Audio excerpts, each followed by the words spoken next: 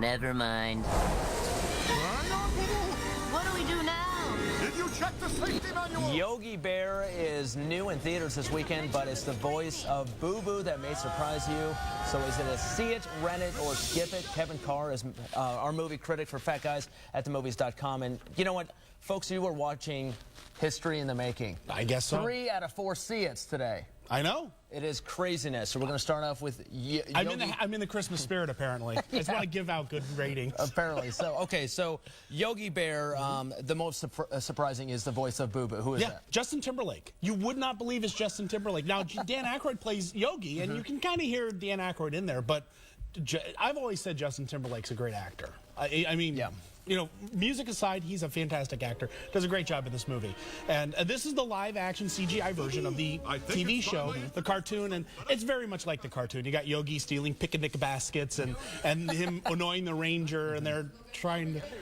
That's right, the boo-boo, and Tom Cavanaugh plays a ranger, and they're trying to save Jellystone Park. This is for little kids. Okay. It's for the young kids in the audience, as the cartoon was. I loved watching the cartoon, and it's cute. It's in 3D, looks great. The kids are going to love it. I was surprised at how much I enjoyed it. I was going to say, you know, for parents and babysitters who take the kids along, are they going to enjoy it? I think so. I mean, you really have to kind of lowbrow your mind on this. I mean, it's silly and it's goofy, and like I said, it's aimed at 8-year-olds. But that's okay. You can still have fun watching a movie like that. Okay. See it, rent it, skip it. I'm going to say see it. See it. See it with All the right, kids. one of the 3 for Yogi Bear, see it. All right. Let's move on to Tron Legacy. This is a sequel of the cult classic. Back in the 80s, I remember seeing, my brother sat me down for this one. Yeah. Just a great movie. Jeff Bridges was in the first one. He comes back, the same character. That's right. And how was this? Well, I was 11 when the first Tron came out. So I was in the theater. I'm watching on the big screen. My jaw's on the floor. It looks brilliant. The original one did for the time. Right. You know, it's a little antiquated now. And this one's the same sort of deal. It's state-of-the-art. It's gorgeous looking. It's fantastic. $200 million special effects extravaganza. In IMAX, it looks amazing. You really put yourself in the video game. And it sounds great. Daft Punk does the soundtrack. It's great music, great visuals.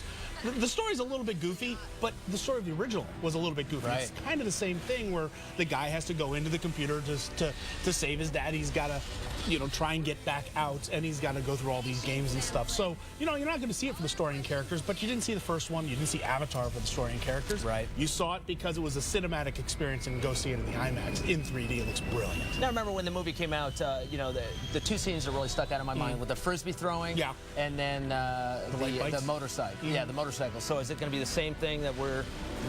Even more so. It's just incredible what they do, and my jaw was on the floor for this one as well. I took my 2 kids, and they loved it as well. They were glued to the screen. So this is a lot of fun, and if you're going to see it, you've got to see it in IMAX in 3D. Okay. See it, rent it, or skip it? See it. See it. 2 see it's. Okay. A couple of movies that are making Oscar buzz. Black Swan with Natalie Portman. Yeah. She's been kind of hit or miss, but she does pretty well in this movie. She does great. This is directed by Darren Aronofsky, who did The Wrestler and Requiem for a Dream and Pi. So it has that stylized, but it's not overly stylized. And it's a story about a ballet soloist who's kind of going mad as she's preparing for the part of Swan Lake. Now, I'd sit there and think, oh, ballet movie, I don't want to see that. This is a compelling thriller. It really plays more like a horror movie. Now, no one wants to say that because horror movies it kind of scares the Academy. Right. But it really is. It's a horror, a thriller. It's very dark, and it gets in your head. Okay, we're running out of time. See it, rent it, or skip it? See this. Okay. The Fighter with Mark Wahlberg. Yes. And Christian Bale. Christian Bale, thank you. It looked like a good... I thought for sure this would have been a see it. Well, you know, it's an award film. It definitely is that one where they throw in the people for the performances and that kind of thing. If you love that sort of thing, you're going to want to see it. But it does have that. It does have all these cliches of sort of the guy from the streets trying to, you know, make himself better as a fighter, and he's got his overbearing family, and you got people have problems. It's great performances by Christian Bale. Amy Adams does a good job, but it does run a little trite. Is it kind of like Rocky 20 or whatever number we're on? Yeah, a little bit. It's like I said, if you love that sort of seedy award movie, you're going to like this one. But you know, for me, it's a rent it. All right, it is a rent it. Yeah. Okay. So Kevin Carr, Fat Guys in the Movies.com. Thank you so much. Thank you.